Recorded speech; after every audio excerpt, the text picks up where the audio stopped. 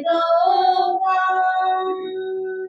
अति शीघ्र विपण सकूं, जीवित राग भगवान, जीवित राग भगवान। शासन भगवान महावीर के चरणों में मेरा कोटि से वंदन। आत्मज्ञानी सद्गुरुदेव युग प्रधान आचार्य सम्राट डॉक्टर श्री शिवमुनि जी महाराज, सरल आत्मा सद्गुरु श्री अजय कुमार जी महाराज, उत्तर भारतीय प्रवर्तनी श्रमनिधि डॉक्टर श्री सरिता जी महाराज के चरणों में मेरा कोटि से वंदन। मन जीवन दात्री श्रमनि गौरव प्रज्ञा ज्योति डॉक्टर ग्रामी श्री शिवाजी महाराज के पावन पवित्र चरण कमलों में मेरा अनंत अनंत अनंत वंदन एवं आगम ज्ञानार्थी डॉक्टर श्री शैलेश जी महाराज एवं पाठ पर विराजमान साथी श्री शिवानंद जी महाराज के चरणों में एक बार एक विद्वानों की सभा चल रही थी। चर्चा का विषय था कि अधिकार किस पर किसका है। जैसे राजा का अधिकार अपना प्रभुत्व है, तो मंत्री पर किसका अधिकार है, पुत्र पर, माता पर, नौकर पर किसका अधिकार है। सब इस पर सहमत थे कि पुत्र पर पिता का अधिकार है, पत्नी पर पति का अधिकार है, बाकी प्रजा पर राजा का अधिकार है। बात एक जगह अटक गई कि इस शरीर पर किसका अधिकार है। आप बता सकते हैं शरीर पर किसका अधिकार है? किसका अधिकार है शरीर पर? इस पर चर्चा चली। कुछ विद्वानों ने कहा कि शरीर पर माँ का अधिकार है। क्यों? क्योंकि माँ 9 महीने उस बालक को अपने गर्भ में रखती है। एक व्यक्ति 9 महीने एक ही पुस्तक को लेकर लगातार चल नहीं सकता, परंतु माँ ऐसी है जो इस मांस के पिंड को गर्भ में लेकर 9 महीने क्या करती है, चलती है। इसीलिए सबसे अधिक अधिकार शरीर पर किसका है? माँ का। लेकिन कुछ विद्वानों ने कहा माँ का अधिकार है, ये क्या है? मान्य है, लेकिन कब तक? उसका अधिकार केवल जन्म तक है। जन्म के बाद जब वो युवा होता है तो उसका अधिकार किसको मिल जाता है? पत्नी को मिल जाता है। क्यों? क्योंकि सुख दुख की साथी कौन मानी जाती है? पत्नी मानी जाती है, इसीलिए उसको अर्धांगिनी कहते हैं। इसीलिए शरीर पर किसका अधिकार है? पत्नी का अधिकार है। लेकिन फिर कुछ विद्वानों ने कहा कि इससे भी आगे की बात है कि पत्नी और माँ केवल कब तक साथ देती है? जब तक मृत्यु नहीं होती। मृत्यु होने के बाद उस मृत देह को घर में पत्नी और माँ भी नहीं रखती। इसीलिए शरीर पर अधिकार किसका है? शमशान का। सबसे अधिक किसका अधिकार है? शमशान घाट का अधिकार है। परंतु कुछ विद्वान फिर आगे बढ़े, कहते हैं कि शमशान का अधिकार क्यों है? शमशान तक तो शरीर जाता है, लेकिन इस शरीर को जलाता कौन है?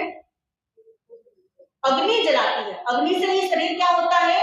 भस्म होता है। तो इसीलिए अधिकार किसका हुआ है शरीर पर सबसे अधिक? अग्नि का हुआ, क्योंकि इस शरीर को जलाकर राख करने की शक्ति किसमें है? केवल अग्नि में है। इसीलिए क्या हुआ? अधिकार अग्नि का हुआ।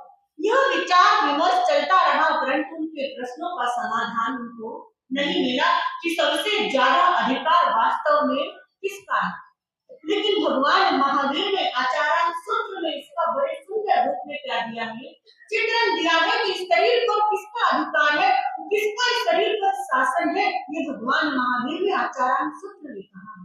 उन्होंने कहा कि यह शरीर अधिकार की वस्तु नहीं है, इस पर किसी का कोई क्या नहीं है? अधिकार नहीं है। यह मांस का पिंड किसी का दास नहीं है। ये क्या है? अपना स्वयं का अधिपत्य इस पे रहता है। ये किसी का कहना नहीं मानता कि जैसा आप कहोगे वैसा वो कर लेगा। आप कहोगे अभी बीमार नहीं पड़ना, मुझे क्या करना है, कुछ कार्य करने हैं, तो क्या यह देह आपका कहना मानेगी? नहीं मानेगी। तो भगवान महावीर ने कहा कि शरीर पर किसी का क्या नहीं है? अधिकार नहीं है, क्योंकि अधिकार की वस्तु भी नहीं है। जो अधिकार की वस्तु ही नहीं, उस पर क्या करना? विचार करना। तो भगवान महावीर ने कहा कि यह अधिकार की नहीं, अवलोकन की वस्तु है। यानी शरीर का क्या करना है? अवलोकन करना है, संस्करण का नहीं। यह किसका? अनुशीलन का। क्या है? अनुशीलन की वस्तु है शरीर। हमें इस शरीर का अवलोकन करना है। भगवान महावीर ने कहा सबसे पहले, शरीर अधिकार का नहीं अवलोकन का विषय है। यानी इस शरीर पर किसी का अधिकार नहीं है, इसे अवलोकन करना है, देखना। अवलोकन यानी देखना। जैसे एक पुस्तक आप हाथ में लेते हैं, उसे अंदर बाहर से क्या करते हैं, देखते हैं। ये तो क्या होता है, सामान्य देखना होता है। लेकिन अवलोकन का मतलब होता है, एक आपने पुस्तक ली, अंदर से उसको अपने एक एक पेज पढ़ा, उसको समझा, वो क्या कहलाता है, अवलोकन कहलाता है। इस शरीर का भी क्या करना है, हमको अवलोकन करना है कि यह शरीर क्या है, अनित्य है, क्षणभंगुर है। जैसा ये बाहर से दिखता है वैसा ही अंदर से है, और जैसा अंदर से है वैसा ही क्या है, ये बाहर से है। भगवान महावीर ने इसीलिए सूत्र दिया था कि जैसा ये बाहर से है वैसा ही क्या है, अंदर से। सोच क्या रखते हैं, जैसा ये बाहर से दिख रहा है वैसा ही अंदर भी वैसा का वैसा ही होगा। सत्य है, जैसा हमारा बाहर से दिख रहा है ना, मल मूत्र गंदगी, इसका हम शरीर को क्या करते हैं, साफ करते हैं, घड़ी घड़ी साफ करते हैं, नहाते हैं, तरह तरह के साबुन यूज करते हैं शरीर को साफ करने के लिए, ताकि शरीर क्या रहे, साफ रहे। फिर भी क्या नहीं रहता है, साफ नहीं रहता, कुछ टाइम बाद पुनः क्या हो जाता है, मैला हो जाता है। इसी प्रकार भीतर से भी शरीर क्या है, ऐसा ही मलिन है, रक्त मांस मज्जा से क्या हुआ है, ये भरा हुआ है। इसीलिए इसका अवलोकन करना है, इसको जानना है, देखना है और समझना है। क्यों समझना है, ताकि हम इस शरीर के ममत्व में पड़कर इस जीवन को गंवा ना दें। क्योंकि यह मनुष्य जीवन जो मिलता है, यह हमें मिलता है अपने जीवन का सुधार करने के लिए। लेकिन हमने अपने जीवन का अवलोकन नहीं किया, इस शरीर का अवलोकन नहीं किया, सिर्फ और सिर्फ इसको बाहर से ही हमने क्या किया है, सजाया है, बाहर से ही इसको हमने ठीक किया है। लेकिन भीतर भी क्या करना है, इसका अवलोकन करना है। जब भीतर झांक कर इसका अवलोकन करेंगे तब हमें ज्ञात होगा कि शरीर कितनी गंदगी से क्या है, भरा हुआ है। दूसरा बताया, नर्तन ममकार की नहीं मनन मंथन की क्या है, सामग्री है।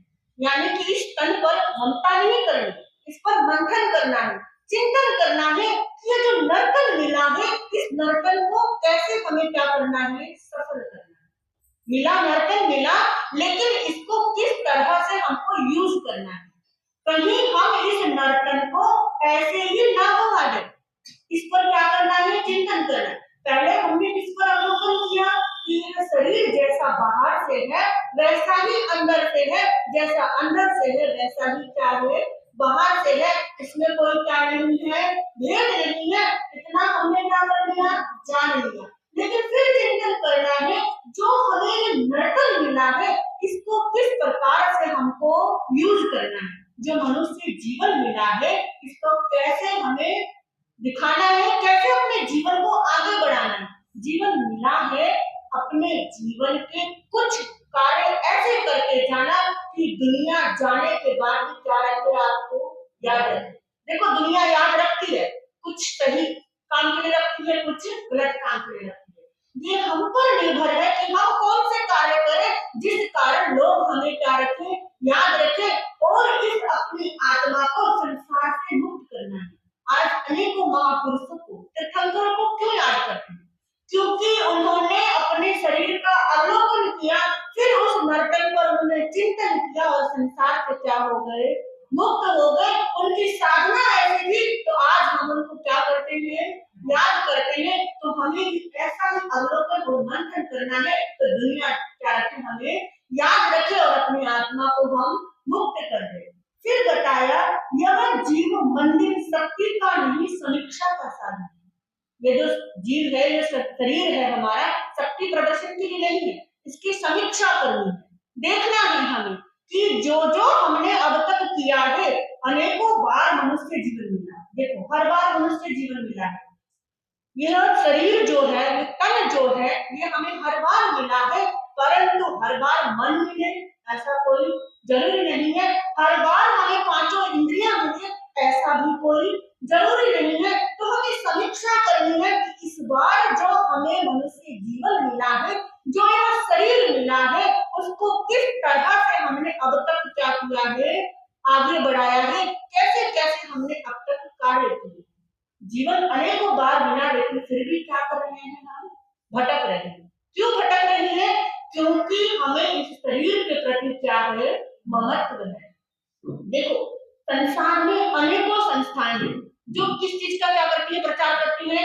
पालन पोषण का प्रचार करती है, शिक्षा का प्रचार करती है, सौंदर्य का प्रचार करती है। लेकिन जो ज्ञानी जन होते हैं, जो महापुरुष होते हैं, वो किसका प्रचार करते हैं? कि इस तन का अवलोकन कैसे करना है, कैसे इसका मंथन करना है, और अपने जीवन का अवलोकन करके हमें अपने जीवन को कैसे आगे बढ़ाना है, और अपनी आत्मा का कल्याण कैसे करना है। ज्ञानी जन इसी का प्रचार करते हैं। अनेकों महापुरुषों का जीवन देखोगे, उनके जीवन को पढ़ोगे, तो उन्होंने जो जो बातें बताई, सब किसके लिए बताई है? इस आत्मा और शरीर का अवलोकन करने के लिए, इस शरीर को देखने के लिए। जो शरीर मिला है, इस पर किसी का अधिकार नहीं है। ये शरीर आज है, कल क्या हो जाना है? मिट जाना है। जो मिट जाएगा उस पर किसी का अधिकार हो सकता है। जो कल राख में भस्मीभूत हो जाएगा, उस पर किसी का कोई अधिकार नहीं है। फिर भी उस अधिकार की बात हम क्या करते हैं? क्या कहते हैं? मेरा शरीर है, ये शरीर क्या रहना चाहिए? बिल्कुल स्वस्थ रहना चाहिए। देखो, शरीर का स्वस्थ होना आवश्यक है, क्योंकि शरीर स्वस्थ रहेगा तभी धर्म कार्य कर पाएंगे।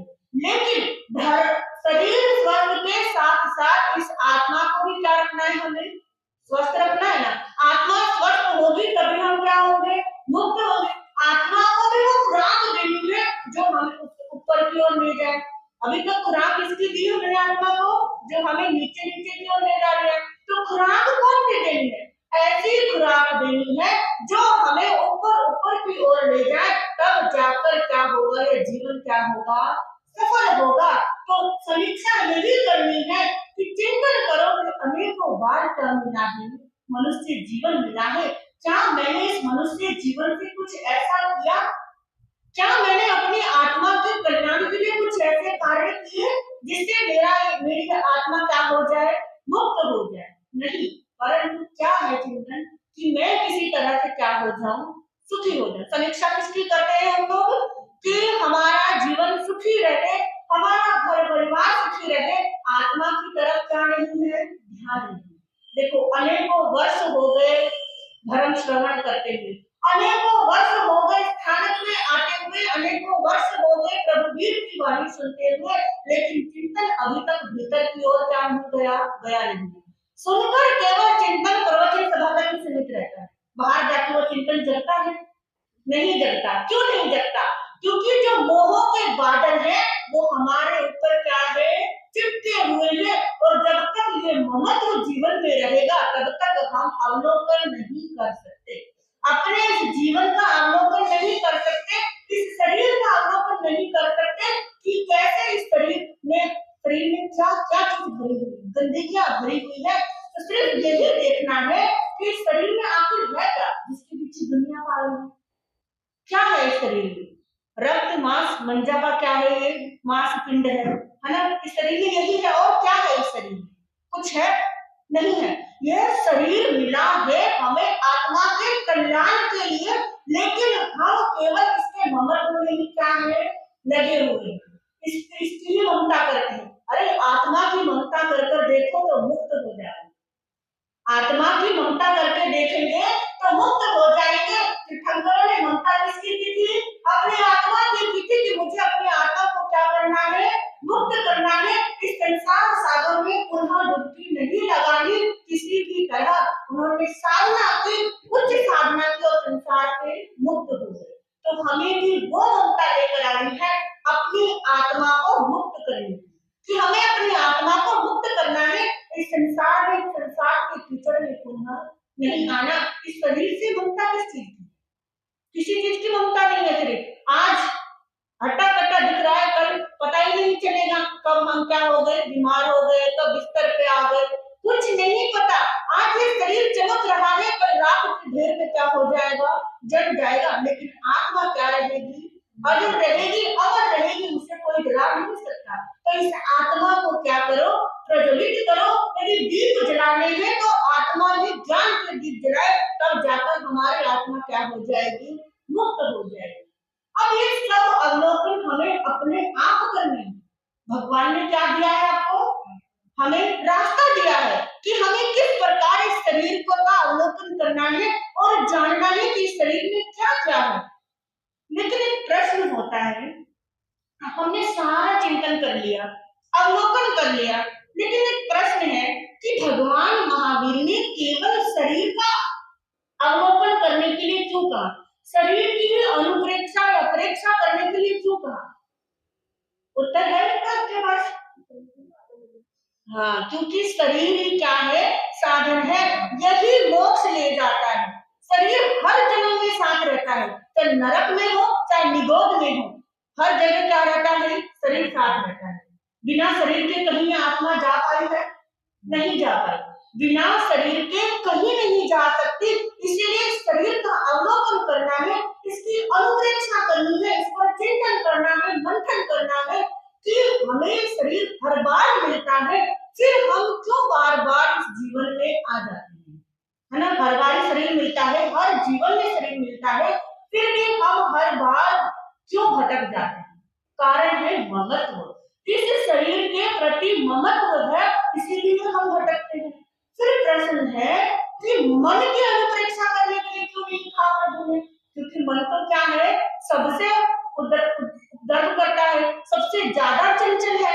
मन ही क्या करता है? जीवन को मोड़ देता है। मन ही सब चीजों का क्या है? मुखिया है। फिर मन को क्यों नहीं कहा? इसका भी उत्तर यही है, शरीर हर जन्म में मिला, क्या मन हर जीवन में मिला? हर जीवन में मन मिला, हर जन्म में मन मिला? मिला मन? नहीं मिला, क्योंकि कई बार संधि होते हैं, कई बार असंधि होते हैं, निगोद में जाते हैं, कई बार एक में जाते हैं, तो हर जन्म में मन नहीं मिलता।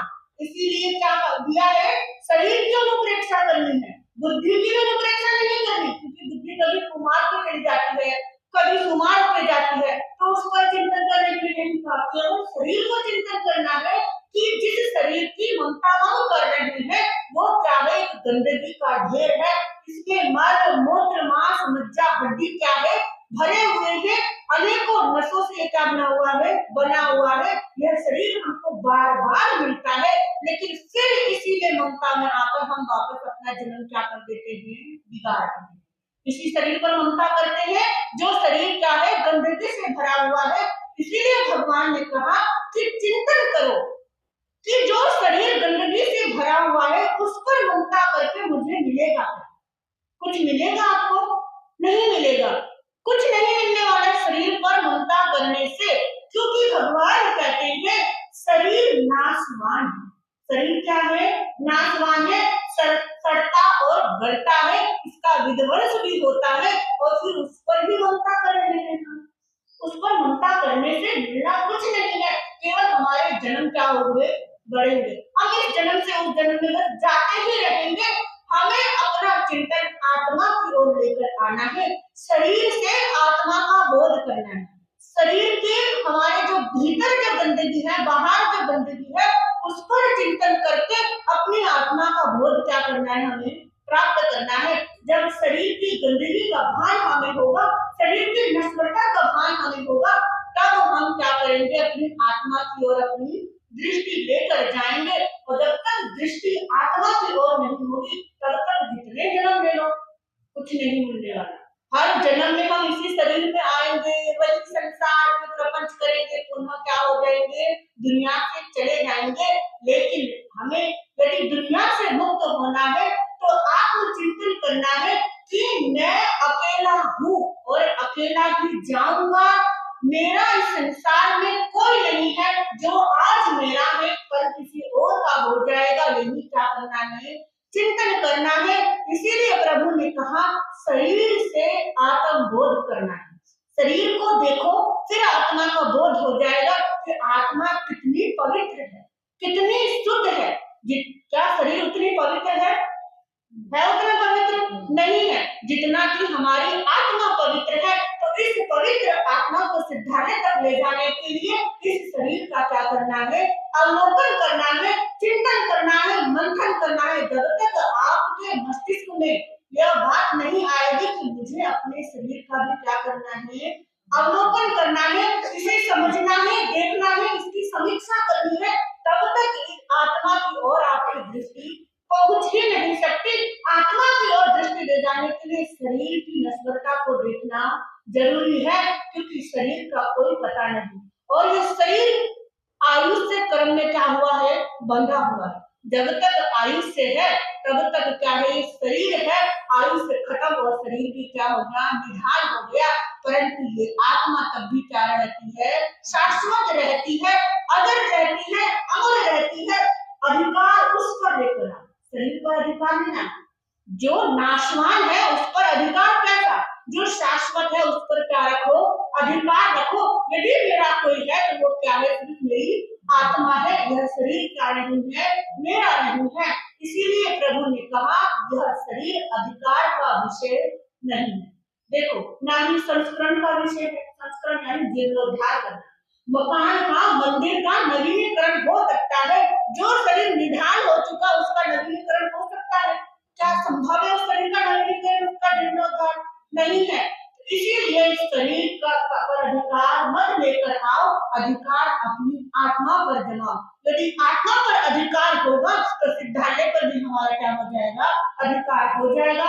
बस यही चिंतन लेकर आना है कि शरीर पर मेरा कोई अधिकार नहीं है, अधिकार केवल मेरी अपनी आत्मा पर है, और किसी वस्तु पर मेरा क्या नहीं है, अधिकार नहीं है। यही चिंतन हमें संसार से क्या कर देगी, मुक्त कर देगी। तो भगवान महावीर ने जो आचार्य सूत्र में बताया वो किसी विद्वानों की सभा में नहीं मिला।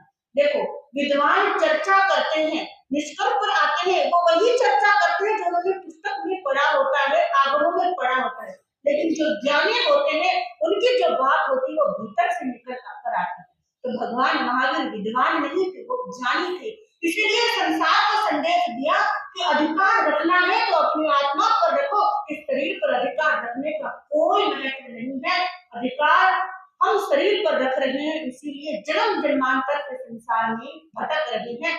जिस क्षण इस आत्मा पर अधिकार हो जाएगा हम संसार से क्या हो जाएंगे, मुक्त हो जाएंगे। तो प्रभु महावीर की वाणी को अपने हृदय में क्या करना, धारण करना। इन शब्दों के साथ नमो जी ज्ञान। आज हमारा श्री जी का थोड़ा सा स्वास्थ्य ठीक नहीं है, इसीलिए आज प्रवचन नहीं आए, परंतु कल से आएंगे। मेरा एक कहना है कि सब क्या करें, समय पर आए। 8:30 बजे का क्या है, प्रवचन का समय है। यदि आप समय पर आएंगे तो आपको समय पर यहाँ से छुट्टी मिल जाएगी, ठीक है ना। यदि आप समय पर नहीं आएंगे तो क्या करेंगे, समय पर छुट्टी, जितनी लेट आप आएंगे हम उतनी लेट शुरू कर पाएंगे। इसलिए समय पर क्या है, आने का प्रयास करें। और कल से जो उत्तराखंड सूत्र की हिंदी वाचना रह गई है वो महाराज श्री जी आपको क्या करेंगे, सुनाएंगे। तो कल से सब क्या करना है, समय पर आना है, क्योंकि समय का बहुत अधिक महत्व है। यदि जो समय पर हम नहीं आते हैं तो हमारा जो पहले का होता है सब क्या हो जाता है, छूट जाता है।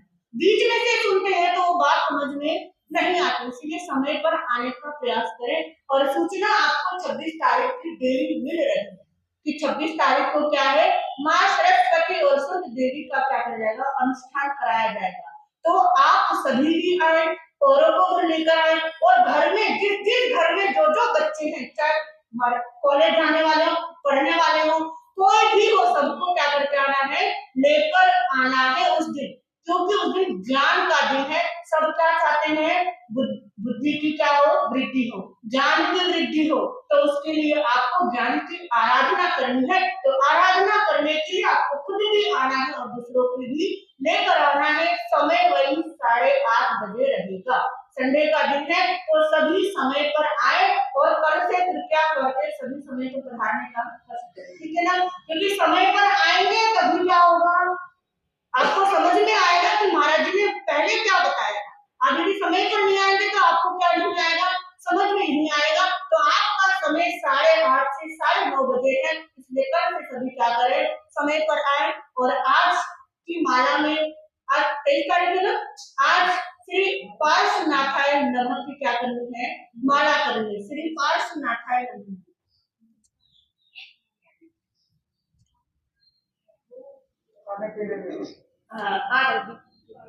आज के पचखान में रहेगा अरबी का त्याग, और मिठाई में रहेगा काजू कतली का त्याग।